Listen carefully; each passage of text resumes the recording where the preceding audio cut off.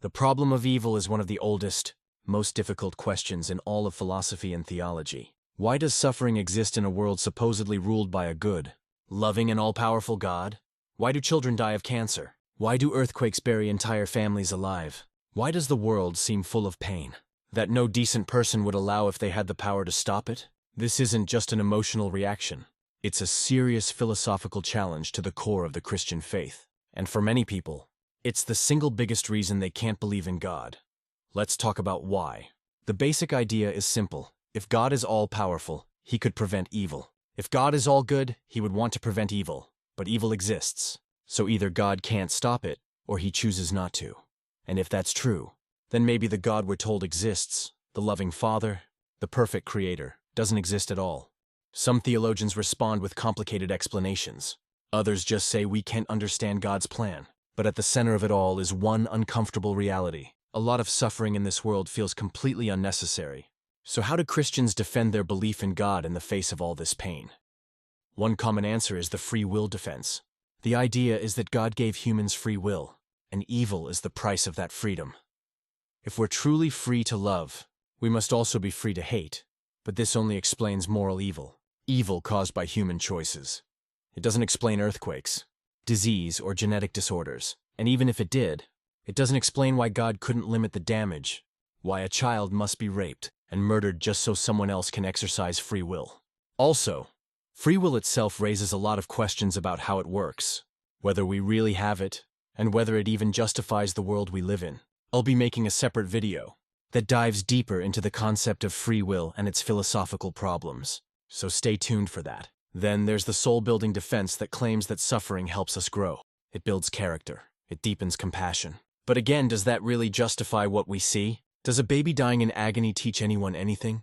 That couldn't be learned another way? If God is truly all-powerful, then he could build character without requiring extreme suffering.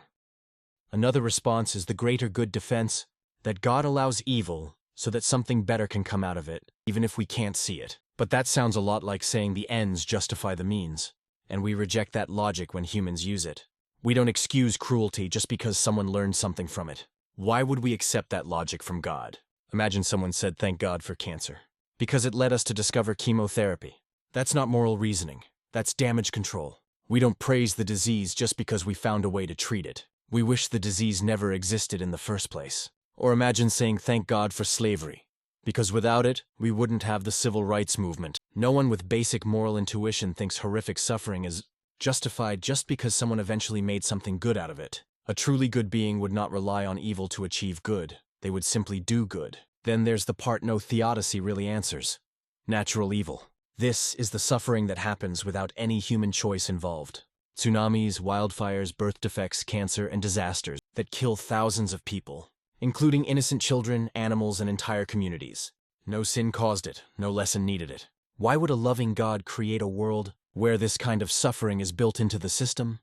Why design a planet where tectonic plates cause earthquakes, or where cells mutate into deadly tumors, or where babies are born into pain and die hours later? If God created the laws of nature, then he's responsible for natural evil too. And we don't have to speak in hypotheticals. Just look at the devastating floods that recently hit Texas. Entire communities were torn apart, homes destroyed, lives lost, families displaced. No amount of theology can undo that suffering. To everyone affected, I truly hope you find strength and healing in the months ahead. And I want to acknowledge Scott Ruskin, who acted selflessly during that disaster.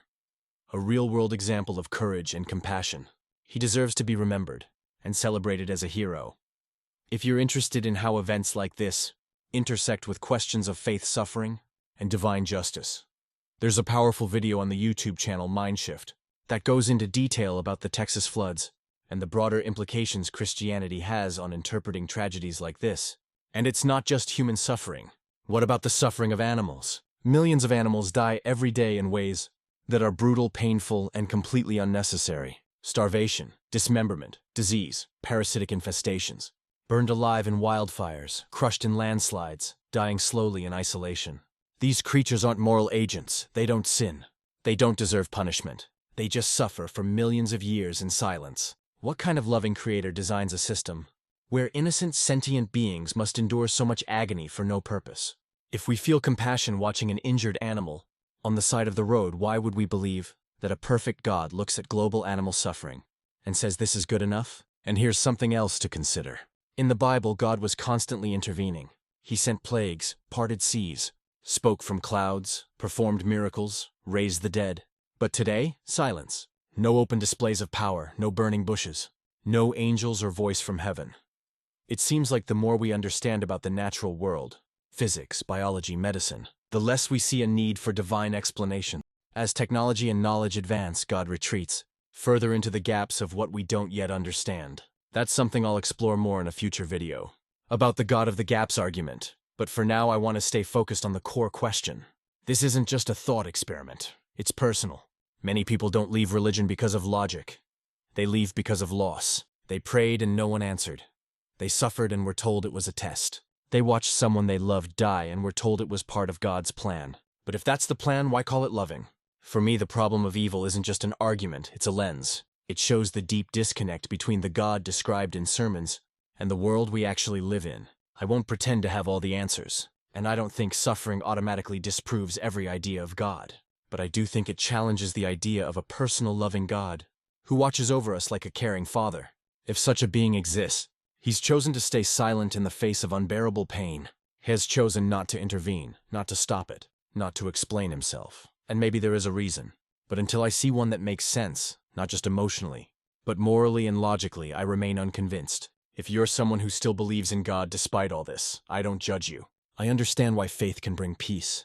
And I understand why many people need that comfort in the face of suffering. But for me, I can't call this world the product of perfect love. And I can't believe that silence in the darkest moments is part of a divine plan. If you found this helpful or thought-provoking, feel free to like, comment, or subscribe. Let me know what you think, whether you agree or disagree. Until next time, stay curious, stay honest, and stay human.